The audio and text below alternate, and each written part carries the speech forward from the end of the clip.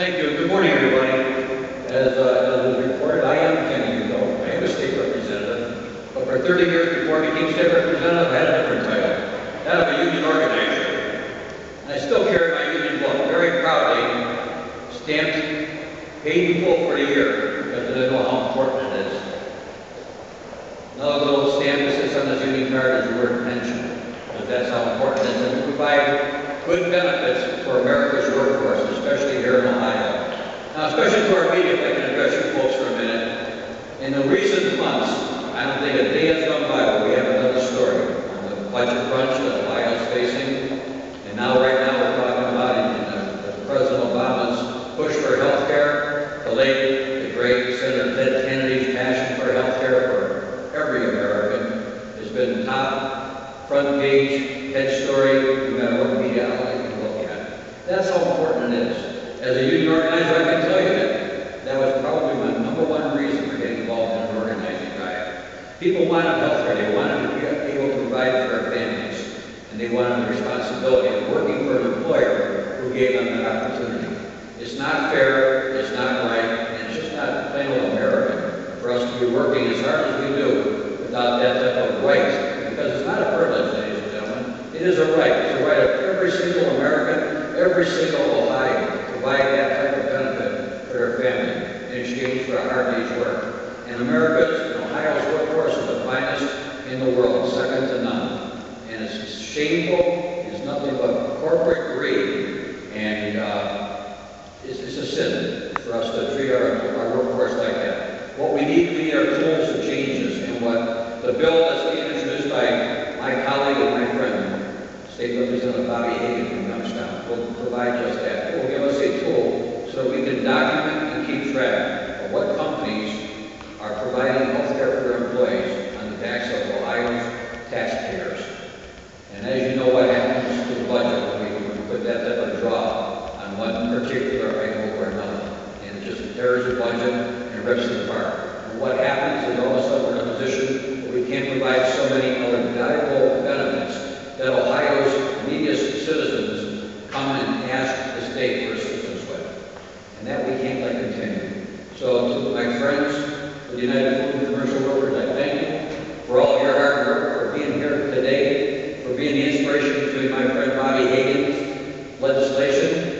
I know he will have my full support. I know he's got the support of Representative Danny Stewart and others in the House. I know Senator Nina Turner and her colleagues in the Senate will be supporting this bill as well. And I'm going to ask everyone else to give it its due consideration because it's a great thing.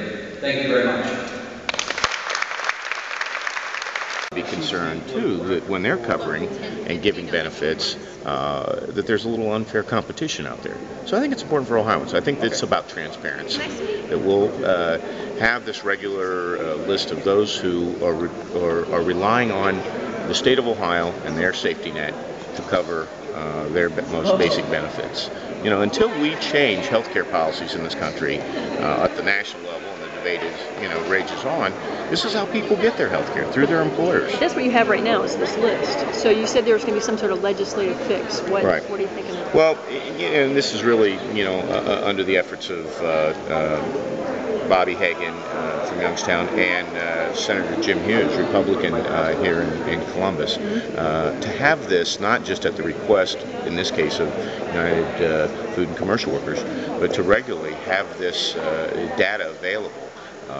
And make it available so we, Ohioans know who are we picking up the tab for. And I think that in some cases maybe it's a shame factor that the companies, say, as large as Walmart or others who are basically relying on the state of Ohio's taxpayers to pick up their costs as they go to the emergency room, as they do things to pick up those tabs. So, I think it starts with that. It starts with having this list made available on a regular basis. So we know, who are those that are relying on the state to cover the cost of their workers. This is not the first time this has been introduced, though, right? Now that I wouldn't be. I don't know what the history has been on it. I'm just wondering what makes you think that the atmosphere is such that it will pass. Well, I mean, I think that it's a common sense approach that says let's at least gather the data. Let's have this available so we can make some decisions, and I think it probably helps in the debate overall of where we go in this country. What do we want to be when we grow up? Is it really our intent that people work full time and aren't getting a living wage or have health care benefits and have to rely on state programs and federal programs, welfare, go ask for handouts basically from the government after they work full time? I think that's a basic fairness that people get. That if you work full time, play by the rules, you should have that kind of coverage, especially if Ohioans, the taxpayers, are picking it up. There's something wrong with that picture. Now, a lot of those corporations are going to say, if we do this, your prices are going to go up, you're going to pay more for a McDonald's or a Target or Walmart or whatever. Well, I think that, when you have a level playing field, everybody has the same, but it's not a level playing field right now. And I think that there are all kinds of reasons, prices go up at Walmart. They play the game of lost leaders, and you have some things that are very cheap. And then when you start comparing the prices, their prices aren't any better on some items than companies who do cover. So there's some inconsistency in that argument. And I think that overall, we want to be a country, a state that's fair, but it's not fair right now. There's an imbalance in having the taxpayers pick up, especially as you all know, the difficulty the state's facing in these tough budget times. I think it's only fair that they cover their part. These 15,000 Walmart workers, though, they're not necessarily all full-time workers. I wouldn't know what exactly, I mean, the way that what the numbers are. It's based on the client registry information. And then the other thing is, doesn't this list sort of unfairly point out the big employers because there's probably lots of small employers that don't offer any health care, but they're not going to get on here because they just don't have the volume like the big employers. Well, I think it's important though. These, Walmart is doing pretty well. If you look at their profits, they're doing pretty well. And I think it's really based on that kind of concept too. That is, if you've got companies that are making the kind of money that Walmart is, the top executives, the kind of dough that they're pulling in.